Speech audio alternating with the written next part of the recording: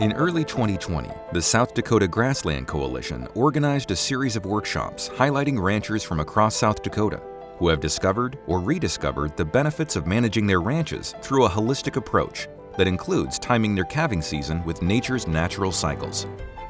Join us as we listen to their personal testimonies on balancing challenges and opportunity in relation to livestock health, profitability, and a more enjoyable family life.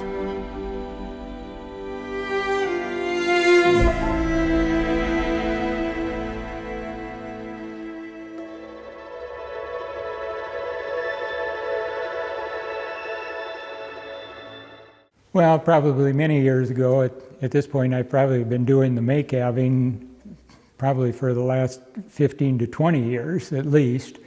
And it was just a situation of trying to get around the weather situation. It just was not feasible in our country to be trying to calve when it's possibility of a snowstorm or the mud of spring and that. So through the years, we just kept transitioning later and later in our season, and I think that's probably because some of the climate has changed that way. But we have wetter springs now than we used to.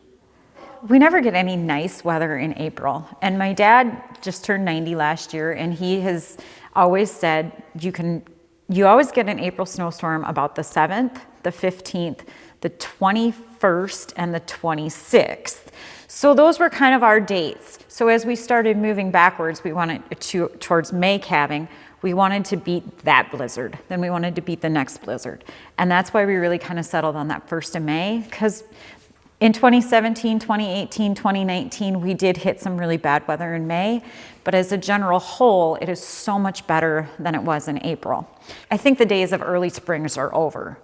I think our seasons have changed enough now that we're never gonna see a really nice March, and our Aprils are gonna be, snowstorms every 10 or 15 days. And so just trying to, get rid of that calving and snowstorms is getting more and more important, especially as we all get older too. He said, kind of nonchalantly, but we still get a few popsicles, which are calves that are solid frozen before they've ever stood on their feet. And so I don't know if that answers your question, but we sure don't have to worry about popsicles in May. Well, we've kind of switched gradually, to tell you the truth. We used to do the heifers early as in February, and then we started moving them down to warmer or supposedly warmer temperatures, and then the cows a little bit later still. So it was a gradual thing. It wasn't a cut off and do it different completely than we had before. When I'm calving, when they're on green grass, they're out with some of the best feed they can get right off the bat. And it's been a lot less labor. The last year I calved in the snow, I thought by moving to the middle of April I had it all figured out. And I found out I didn't. There was a blizzard in the middle of April, and I took pictures, and I've got pictures of calves laying in snowbanks. If I'm calving in April, I've got to start feeding those cows pretty heavily come the 1st of March and get them into condition, make sure that they have good condition for April calving. And so that was a big draw for us. I'd say I didn't switch to May calving for one reason. It was a lot of reasons. One was workload, the other was just cost savings, and the third was really just health of the animals. I just didn't have to deal with scours and pneumonia. Garnet and I both can recall in the late 90s a calving in early April in below zero weather, where we had cows in the barn where we normally don't have them, in the garage where we normally don't have them, and we just said something's got to change. Because to go out in the middle of the night, both of us would go out together because of the danger. You have a cow calving and it's icy and it's snowing and it's blizzarding, and we just said, this is just something we don't want to do the rest of our lives. And so quality of life really plays heavily into why we made the decision to move from an earlier calving to later. Started out in 1998. We worked calving by the 1st of March, you know, so Mitch had some calves already in February.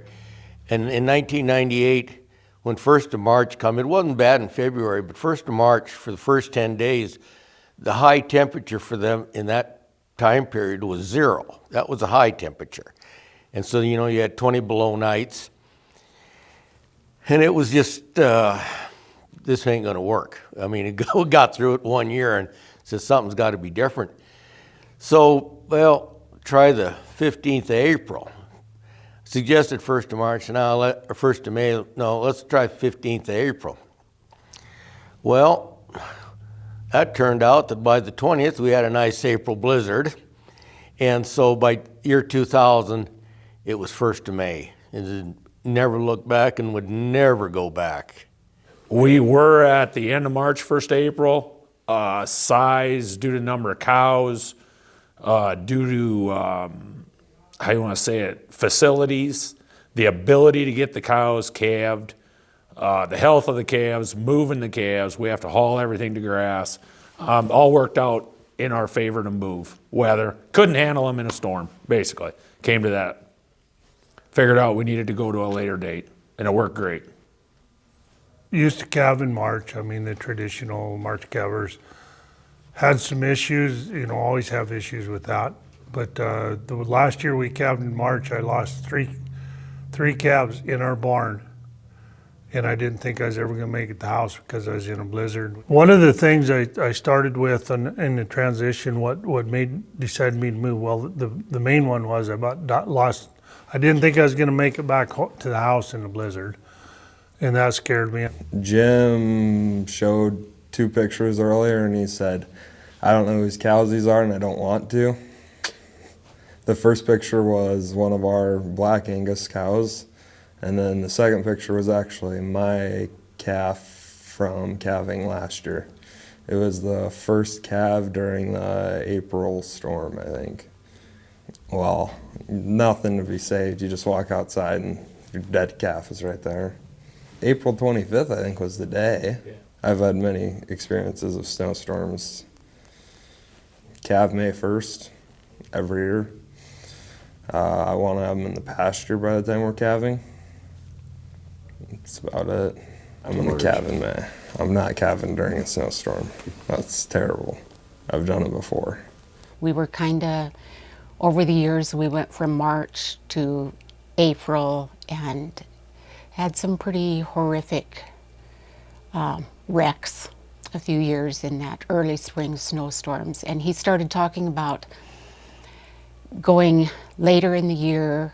No. Well, and you're like, well, what's going on now? How many more are we going to lose? It was just, it's always a constant thinking process of, well, what's our calf crop number going to be this year if we're losing this many already? I was 5 years old.